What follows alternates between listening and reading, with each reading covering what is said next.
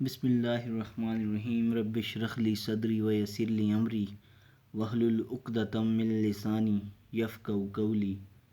میں ہوں آپ کا اردو ٹیچر وقاص اعظم اور آپ کو Noor school and college Google classroom میں خوش آمدید کہتا ہوں۔ عزیز طلبہ، ہم نے حمد کے 2 اشعار پڑھے۔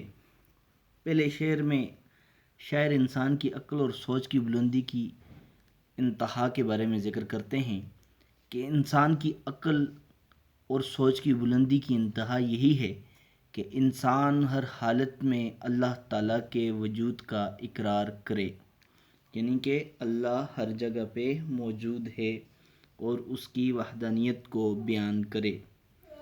دوسرے شعر میں ہم نے پڑھا تھا کہ اس کائنات کا ذرہ ذرہ اللہ تعالیٰ کی موجودگی کی گواہی دے رہا ہے۔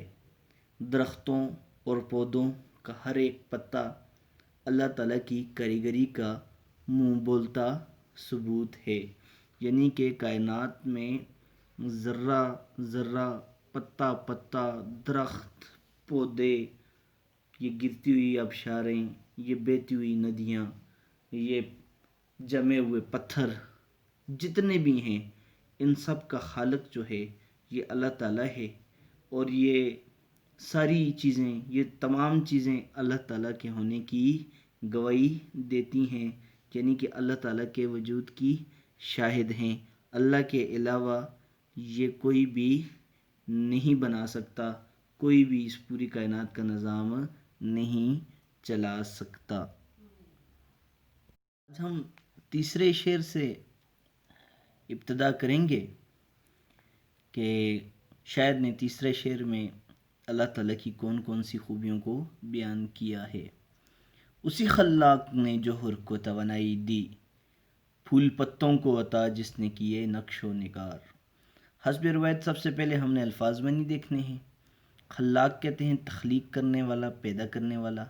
جوہر کا مطلب ہے چھوٹا سا ذرا، صلاحیت کو بھی کہتے ہیں، خوبی کو بھی کہتے ہیں۔ یہاں پہ جوہر کے معنی صلاحیت یا خوبی کے ہوں گے۔ توانائی کہتے ہیں طاقت کو، اور نقش و نگار کہتے ہیں بیل بوٹوں کو۔ اب آتے ہیں فنی محاسن کی طرف۔ پھول پتے جو ہیں وہ صنعت میرات نظیر ہیں، چونکہ یہ ایک ہی قبیل سے تعلق رکھتے ہیں، اور نقش و نگار جو ہے وہ مرکب عطفی ہے، یعنی کہ معطوف علیہ حرف عطف اور معطوف سے مل کر بنا ہے، اور اس لیے اس کو مرکب عطفی کہیں گے۔ اب آتے ہیں اس شعر کی تشریح کی طرف۔ تو شاعر کہتے ہیں کہ اللہ تعالیٰ نے ہر چیز کو قوت دی ہے، اسی خلاق نے جوہر کو توانائی دی۔ دیکھیں ایک تصویر ذہن میں بن رہی ہے، کس کی بات ہو رہی ہے؟ اللہ تعالیٰ کی بات ہو رہی ہے۔ تصور میں اللہ تعالیٰ کی ذات آ رہی ہے۔ اسی عظیم ذات نے پھولوں اور پتوں کو مختلف قسم کے بیل بوٹوں سے سجایا ہے، اور ان کو وہ خوبصورتی عطا کی کہ دیکھنے والی آنکھ ان کی طرف متوجہ ہوئے بغیر رہ ہی نہیں سکتی۔ کس کی طرف؟ پھول اور پتوں کی طرف۔ دیکھیں نا، دنیا میں مختلف قسم کے پھول ہیں، مختلف قسم کے پتے ہیں، تو یہ اللہ تعالیٰ کی گواہی دے رہے ہیں کہ اللہ ہے یہ جو مختلف قسم کے پھول پتوں کو پیدا کر سکتا ہے، انسان کے بس کی بات نہیں ہے۔ ہر ایک پھول کی خوشبو اور رنگ ایک دوسرے سے کیا ہے؟ جدا ہے۔ اسی طرح ہر ایک پتا بھی جداگانہ حسن کا مالک ہے۔ یہ سب اس ذات باری تعالیٰ کے کرشمے ہیں، معجزے ہیں، یعنی کہ اللہ تعالیٰ وہی خالق ہے جس نے انسانی خوبیوں کو طاقت بخشی اور انسان کو ایک چھوٹے سے بچے سے لڑکپن، جوانی اور بڑھاپے تک پہنچایا، اور انسان کے جسم میں مختلف قسم کی سختیاں برداشت کرنے اور مختلف قسم کے کام کرنے کی صلاحیت پیدا کی۔ اس دنیا میں جو مختلف قسم کے درختوں کے پتے نظر آتے ہیں، آپ نے دیکھے ہوں گے، مختلف قسم کے پتے ہیں۔ سفیدے کا پتہ الگ ہے، چیڑ کا الگ پتہ ہے۔ اچھا، اگر آپ اور بھی بہت سارے درخت دیکھیں تو کیکر کا الگ ہے، اس طرح مختلف درختوں کے الگ پتے ہیں، اور جس کے مختلف قسم کے رنگ بھی ہیں، رنگ بھی سب کے مختلف ہیں، اور ان پر مختلف قسم کے بیل بوٹے بنے ہوئے ہیں۔ آپ اگر پتوں کو دیکھیں تو ایک پہ اور قسم کا بیل بوٹا ہوگا، نقش و نگار ہوگا، اور دوسرے پہ اور قسم کا بیل بوٹا یا نقش و نگار ہوگا۔ یہ بھی دراصل اللہ تعالیٰ کی کاریگری کے نمونے ہیں۔ یہ تمام نقش و نگار صرف اللہ تعالیٰ ہی کے پیدا کردہ ہیں۔ یہ حسن و رعنائی، یہ ترتیب اور جامعیت اللہ تعالیٰ کی ذات کے علاوہ اور کون بنا سکتا ہے؟ اور شاعر کہتا ہے کہ ذرہ ذرہ پتا پتا تیری صنعت کا گواہ، بلبل و قمری ہیں تیری حمد میں نغمہ سرا۔ یعنی کہ بلبل و قمری، یہ چڑیاں چہچہاتی ہیں تو صرف تیری ترانے گاتی ہیں، اور یہ پھول پتے صرف تیری ہی گواہی دیتے ہیں۔ اب آتے ہیں جی چوتھے شعر کی طرف۔ اسی خالق اسی مالک کی ہے سب حمد و ثنا، آبشاروں کا ترنم ہو کے گلبانگ ہزار۔ ہاں، تو سب سے پہلے ہم آتے ہیں الفاظ معنی کی طرف۔ خالق کہتے ہیں پیدا کرنے والے کو، تخلیق کرنے والے کو۔ ترنم کہتے ہیں سر کو، ترنم کہتے ہیں سر کو۔ گلبانگ، گلبانگ کہتے ہیں بلبل کی آواز، بلبل کی آواز، گلبانگ ہزار، بلبل کی آواز۔ اب آتے ہیں ہم کس کی طرف؟ فنی محاسن کی طرف آتے ہیں۔ تو فنی محاسن، اسی کا لفظ 2 بار استعمال ہوا ہے، اور یہ ہے صنعت تکرار۔ اور پھر حمد و ثنا جو ہے وہ مرکب اضافی ہے۔ گلبانگ، ترنم، یہ جو ہیں صنعت میراتن نظیر ہیں، کیونکہ یہ ایک ہی قبیل سے تعلق رکھتے ہیں۔ ترنم اور گلبانگ یہ ایک ہی قبیل سے تعلق رکھتے ہیں۔ تو عزیز طلباء دیکھیں، اس نے اس میں شاعر نے پچھلے شعر کے تسلسل کو برقرار رکھا ہے۔ اسی کا لفظ استعمال ہوا ہے، یہاں پہ اس کا لفظ بھی استعمال ہوتا تھا، لیکن اسی کا لفظ استعمال ہوا ہے۔ اسی کے لفظ سے کیا مراد ہے جی؟ وہی مالک جس نے انسان کو صلاحیت دی، خوبی دی، اور کام کرنے کی اس کو طاقت بخشی، اور پھول پتوں کو مختلف نقش و نگار اور بیل بوٹے دیے۔ اب کیا کہہ رہے جی؟ اسی خالق اسی مالک۔ ہاں، شاعر کہتے ہیں کہ اس دنیا کی ہر چیز اسی پیدا کرنے والے خلاق و مالک کی تعریف کرتی ہے۔ بلندی سے گرنے والا پانی ایک آبشار کی صورت میں جو راگ گاتا ہے، بے زبانی کی صورت میں وہ بھی اللہ کی حمد و ثنا پڑھ رہا ہے۔ بلبلوں کا چہکنا ہو یا دوسرے ہزاروں پرندوں کا ترنم ہو، یہ سب اسی کی بزرگی اور بڑائی بیان کرنے کے انداز ہیں۔ اس شعر میں شاعر ماہر القادری اللہ تعالیٰ کے خالق کو مالک ہونے کا ذکر کرتے ہیں، اور کہتے ہیں کہ اس کائنات کی ہر چیز صرف اور صرف اپنے خالق کی حمد و ثنا میں مصروف ہے، یعنی کہ اللہ کی صفات بیان کر رہی ہے، اللہ کی تعریف کر رہی ہے، اور اللہ تعالیٰ کی بڑائی اور بزرگی بیان کر رہی ہے۔ اللہ سب سے بڑا ہے، اللہ سب کا مالک ہے، اللہ نے کائنات کے ذرے ذرے کو پیدا کیا۔ اللہ جو ہیں انہوں نے مختلف قسم کے پھول پتے پیدا کیے۔ ایک درخت کا پتا دوسرے درخت کے پتے سے نہیں ملتا، اور اللہ تعالیٰ کی بڑائی اور بزرگی بیان اللہ تعالیٰ کی بڑائی اور بزرگی بیان کر رہا ہے۔ یہ جو بلندی سے ہر چیز جو ہے اللہ تعالیٰ کی بڑائی اور بزرگی بیان کر رہی ہے۔ یہ جو بلندی سے گرتے ہوئے ابشاروں کا ترنم سنائی دے رہا ہے، ترنم، ابشاروں کا ترنم، ہاں مرکب اضافی ہے نا، ابشاروں کا ترنم، یہ جو اوپر سے پانی گرتا ہے دراصل یہ ایک راگ ہے، ایک ترنم ہے، ایک سر ہے۔ اس سر میں اللہ تعالیٰ کی حمد و ثنا بیان کی گئی ہے۔ یا صبح سے شام تک مختلف قسم کے پرندوں کی آوازیں سنائی دیتی ہیں، یہ سب اپنے پیدا کرنے والے کی صفت بیان کر رہے ہیں۔ اس جہاں میں کوئی بھی ایسی چیز نہیں ہے جو اپنے پیدا کرنے والے کی تعریف نہ کرتی ہو۔ اگر آپ مختلف پرندوں کو دیکھیں، آپ اگر تیتر کو دیکھیں تو وہ کہتا ہے سبحان تیری قدرت، اور ہم نے یہی سنا ہے، اگر آپ کبوتروں کو دیکھیں تو گٹرگوں کرتے ہیں، لیکن بڑے کہتے ہیں کہ وہ یا غفوروں کا ورد کرتے ہیں۔ تو کیا ہے جی، پرندے جو ہیں وہ اللہ کی حمد و ثنا بیان کر رہے ہیں اور اللہ کی تعریف بیان کر رہے ہیں۔ فرق صرف اتنا ہے کہ کوئی بلند آواز سے یہ فریضہ سر انجام دے رہا ہے اور کوئی خاموشی کے ساتھ اپنے رب کی یاد میں مصروف ہے۔ اور شاعر نے کہا تھا کہ سحر سحر ہے تیری تجلی، چمن چمن ہے جمال تیرا، نگر نگر ہیں تیرے اجالے، نظام ہستی کمال تیرا۔ یعنی کہ اے اللہ تعالیٰ، ہر طرف ہر جگہ صرف تیرے ہی ترانے گائے جا رہے ہیں اور تیری حمد و ثنا بیان کی جا رہی ہے۔ کوئی اونچی آواز میں تیری حمد و ثنا بیان کر رہا ہے اور کوئی چپکے سے اپنے رب کی یاد میں، خاموشی سے اپنے رب کی یاد میں مصروف ہے۔ آتے ہیں جی شعر کی طرف۔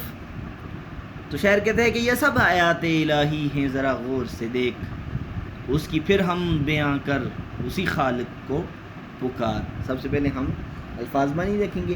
آیات کا مطلب ہے نشانیاں، آیات کا مطلب ہے نشانیاں، نشانیاں، نشانیاں، الہی اللہ کی نشانیاں۔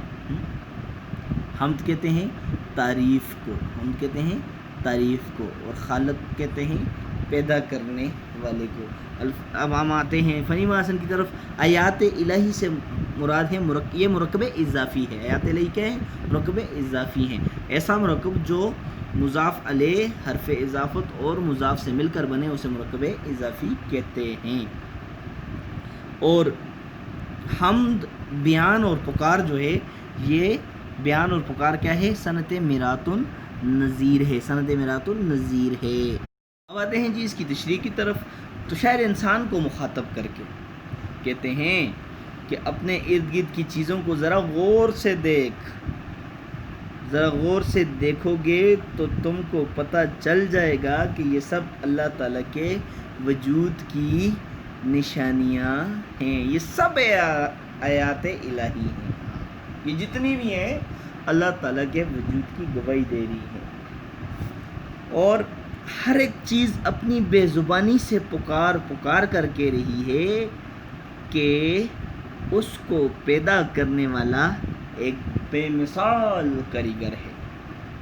پھر اے انسان، تو بھی اسی کی حمد و ثنا بیان کر۔ ہاں دیکھیں، پھر اس کی پھر حمد بیان کر، پھر اس کی تو حمد بیان کر، اللہ کی صفات کا ذکر کر، اللہ کو یاد کر، اور ہر مصیبت میں اسی خالق کو پکار، اسی پیدا کرنے والے کو ہر مصیبت میں پکار، وہ تجھے ساری مصیبتوں سے چھٹکارا دے دے گا، اور جب کامیابی مل جائے تو اسی کا شکر بھی ادا کر، کیونکہ اس دنیا میں وہی ذات شکر ادا کرنے کے قابل ہے۔ شاعر کا مطلب یہ ہے کہ اس کائنات میں موجود تمام اشیاء اللہ تعالیٰ کی قدرت کی نشانیاں ہیں۔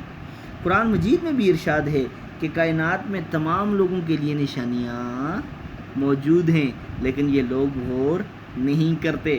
شاعر یہاں یہی مضمون بیان کرتے ہیں کہ دنیا کی ہر ایک چیز اللہ تعالیٰ کی موجودگی کی دلیل پیش کرتی ہے۔ ہاں، یہ بہتے دریا اللہ تعالیٰ کی دلیل پیش کرتے ہیں، یہ گرتی آبشاریں، یہ چہچہاتی چڑیاں، یہ خوش رنگ پھول، یہ ہرے اور سرسبز کھیت، اور یہ پتے، یہ نقش و نگار والے پتے، سارے اللہ تعالیٰ کی کیا کر رہے ہیں؟ اللہ تعالیٰ کے وجود کی گواہی دے رہے ہیں۔ کیا کر رہے ہیں؟ اللہ تعالیٰ کے وجود کی گواہی دے رہے ہیں۔ اور یہ لامحدود کائنات، یہ بغیر ستونوں کے آسمان، یہاں آسمان سے باتیں کرتی ہوئی بلند چوٹیاں، دیکھیں نا، یہ وسیع و عریض میدان، ہاں یہ میدانوں کی طرف آپ نظر دوڑائیں، یہ بے کنار سمندر جس کا کوئی کنارہ، ایک طرف سے دیکھیں آپ تو آپ کو دور دور تک سمندر ہی نظر آئے گا، اور اس کے اندر پائی جانے والی بے شمار مخلوقات، ہاں یہ سب نشانیاں کس کی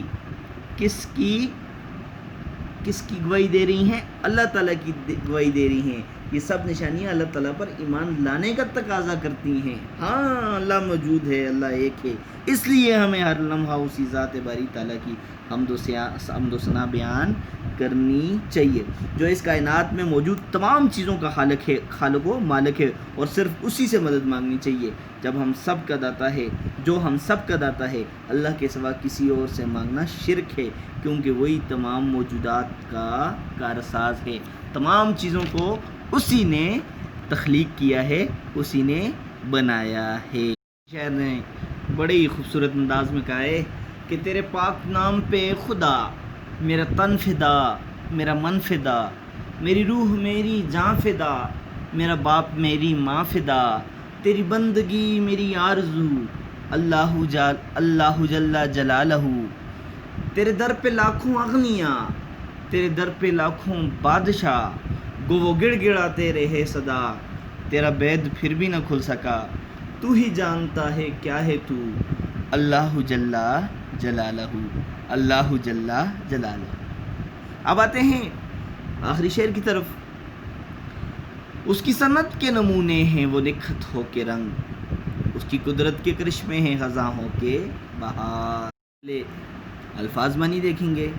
صنعت کا مطلب ہے کاریگری، نکت کا مطلب ہے نکھت، خوشبو، کرشمے کہتے ہیں معجزوں کو، کرشمے معجزیں۔ اس کے بعد فنی محاسن ہیں۔ نکھت رنگ جو ہے وہ صنعت میرات النظیر ہے، کیونکہ نکھت اور رنگ جو ہے وہ ایک ہی قبیل سے تعلق رکھتے ہیں۔ خزاں اور بہار صنعت تضاد ہے، کلام میں ایسے الفاظ کا آ جانا جو ایک دوسرے کی ضد ہوں، اس کو صنعت تضاد کہتے ہیں۔ اب آتے ہیں جی اس کی تشریح کی طرف۔ تو شاعر کہتے ہیں کہ اس دنیا میں کسی بھی قسم کی خوشبو ہو یا کوئی بھی رنگ ہو، سب ہی اللہ کی کاریگری اور قدرت کے نمونے ہیں، یعنی کہ اللہ کے علاوہ کوئی بھی اس چیز کو پیدا نہیں کر سکتا۔ خزاں کا موسم ہو یا بہار کا موسم، پتے گر کر شاخیں خشک ہو جائیں، یا نئے پتے نکل رہے ہوں اور نئی شاخیں پھوٹ جائیں، سب اسی کی قدرت کے کمالات ہیں، یہ سب اسی قدرت رکھنے والی ذات کے اختیارات ہیں۔ وہ عظیم ذات یہ تبدیلیاں اپنی طرف متوجہ کرنے کے لیے لاتا ہے۔ یہ موسم جو تبدیل ہو رہے ہیں وہ آپ کو بتانا چاہتا ہے کہ ہاں ہے ایک ذات جو ان سب تبدیلیوں کی کیا ہے، خالق ہے، اور وہ اللہ کی ذات ہے، اور وہ کہتا ہے کہ میری طرف متوجہ ہو جاؤ، مجھ سے مانگو، میں تمہیں دوں گا۔ اللہ تعالیٰ سب سے بڑا کاریگر اور اس کائنات کا سب سے بڑا مصور ہے، بنانے والا اس کائنات کا اللہ تعالیٰ ہے۔ اس میں مختلف قسم کے پھول، رنگ، خوشبوئیں سب اسی ذات کی پیدا کردہ ہیں۔ اس کائنات میں ہر طرف اس کی قدرت کے کرشمے بکھرے ہوئے ہیں، اور وہ ہر چیز پر قادر، اور وہی سب کچھ کر سکتا ہے۔ مختلف قسم کے موسم اسی نے پیدا کیے ہیں، خزاں اور بہار کی تبدیلیاں وہی لاتا ہے، سردی اور گرمی کی شدت اور کمی اسی کے اختیار میں ہے۔ غرض اس دنیا کی ہر چیز خالق و مالک، اس دنیا کی ہر چیز کا خالق و مالک وہی ہے، اور اس کائنات کا ایک پتا بھی اس کے حکم کے بغیر حرکت نہیں کر سکتا۔ حرکت دینے والا کون ہے؟ اللہ تعالیٰ ہے۔ ساری چیزیں کس کی تابع ہیں؟ اللہ تعالیٰ کی تابع ہیں۔ وہی ہوائیں چلاتا ہے اور وہی بارشیں برساتا ہے، وہی کانٹا پیدا کرتا ہے، وہی کانٹے کو توڑ کر پھول پیدا کرتا ہے۔ اسی لیے تو قرآن کہتا ہے اور تم اپنے پروردگار کی کون کون سی نعمتوں کو جٹلاؤ گے۔ اور شاعر نے کہا تھا کہ ہر ذرہ ہے اس بات کا شاہد کہ خدا ہے، حیران ہے مگر عقل کہ کیسا ہے وہ کیا ہے۔ کہتے ہیں کہ دنیا میں خوشبوئیں ہیں، رنگ ہیں اور معجزے ہیں، خزاں کا موسم ہے یا بہار کا موسم ہے، یہ سارے میرے اللہ تعالیٰ کی ہی کاریگری ہے، اس کے علاوہ یہ چیزیں کوئی بھی پیدا نہیں کر سکتا۔ تو عزیز طلبہ ایک دفعہ پھر ایم پوائنٹ پہ نظر دوڑاتے ہیں۔ تو سب سے پہلے جو تیسرا شعر تھا اس میں شاعر نے کہا اسی خلاق نے جوہر کو توانائی دی، یعنی کہ اللہ تعالیٰ وہی خالق ہے جس نے انسان کی خوبیوں کو طاقت بخشی اور انسان کو ایک چھوٹے سے بچے سے لڑکپن، جوانی اور بڑھاپے تک پہنچایا، اور اسی عظیم ذات نے پھولوں اور پتوں کو مختلف قسم کے بیل بوٹوں سے سجایا ہے۔